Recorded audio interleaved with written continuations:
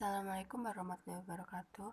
Saya Syifa Nurrahma, NPM 1975-4029 PS Agri Bisnis Pangan akan mempresentasikan hasil survei pemasaran hasil pertanian komoditi jagung di Seperti Mataram, Lampung Tengah.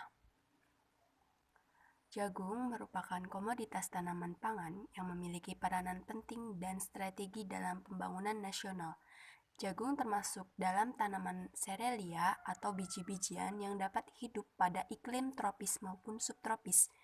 Jagung tidak hanya digunakan sebagai bahan pangan atau food, tetapi juga digunakan sebagai bahan pakan atau fat dan industri.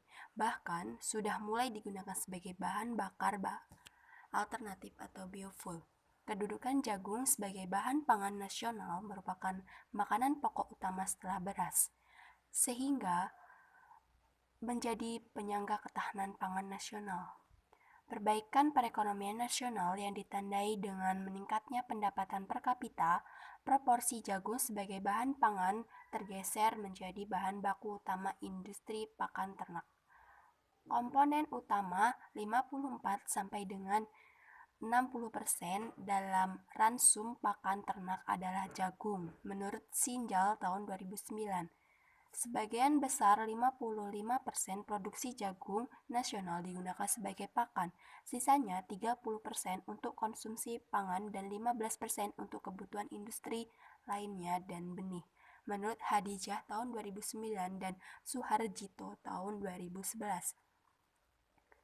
Adapun pola saluran pemasaran jagung, terdapat dua saluran pemasaran jagung di Desa Seputi Mataram. Saluran yang pertama, produsen atau petani menjual jagung ke pedagang pengepul. Pedagang pengepul menjual ke pedagang pengecer, lalu ke konsumen. Saluran yang kedua, produsen atau petani menjual jagung ke pedagang pengecer. Pedagang pengecer menjual ke konsumen. Adapun fungsi pemasaran hasil pertanian sebagai berikut. Yang pertama, fungsi pengangkutan atau transport, berarti bergeraknya atau perpindahan barang-barang dari tempat produksi atau tempat penjualan ke tempat-tempat di mana barang-barang tersebut akan dipakai. Dengan demikian, fungsi pengangkutan menciptakan kegunaan tempat. Apabila fungsi pengangkutan dilakukan tepat waktunya, maka fungsi ini akan menciptakan kegunaan waktu atas barang dagangan. Yang kedua, fungsi penyimpanan, berarti menahan barang-barang selama jangka waktu antara dihasilkan atau diterima sampai dengan dijual. Dengan demikian, penyimpanan menciptakan kegunaan waktu di samping bertendensi meratakan harga. Yang ketiga, fungsi informasi pasar mencakup tindakan-tindakan seperti pengumpulan informasi, fakta-fakta dan gejala-gejala yang timbul sekitar arus barang dari masyarakat. Komunikasi, penyampaian, serta penyebaran informasi kepada pihak yang membutuhkan. Penafsiran secara hati-hati atas informasi sehubungan dengan problema-problema yang dipecahkan oleh pihak yang bersangkutan.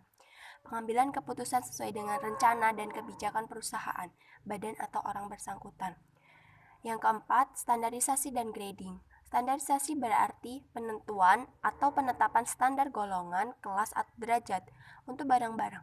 Standar sendiri adalah suatu ukuran atau ketentuan mutu yang diterima oleh umum sebagai suatu yang mempunyai nilai tetap.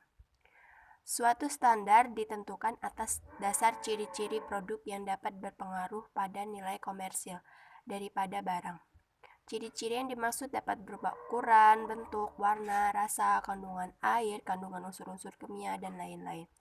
Grading sendiri berarti memilih barang untuk dimasukkan ke dalam kelas atau derajat yang telah ditetapkan dengan jalan standarisasi.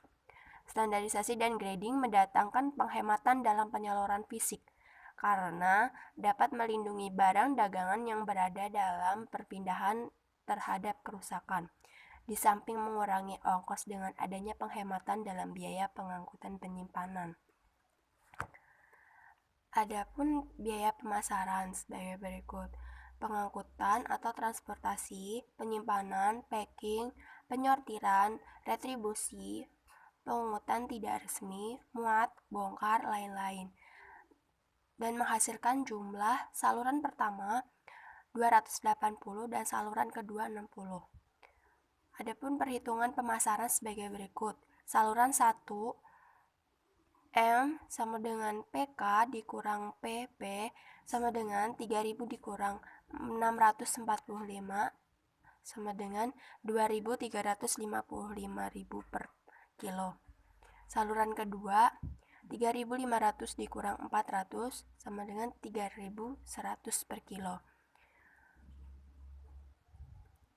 Dari hasil perhitungan margin, saluran pemasaran menghasilkan selisih harga konsumen dengan harga petani yang lain. Hal ini ditunjukkan pada saluran 1. Lembaga pemasaran mengambil keuntungan sebesar 2.355 per kilo jagung. Nilai ini lebih kecil dibandingkan saluran 2 sebesar 3.100 per kilo.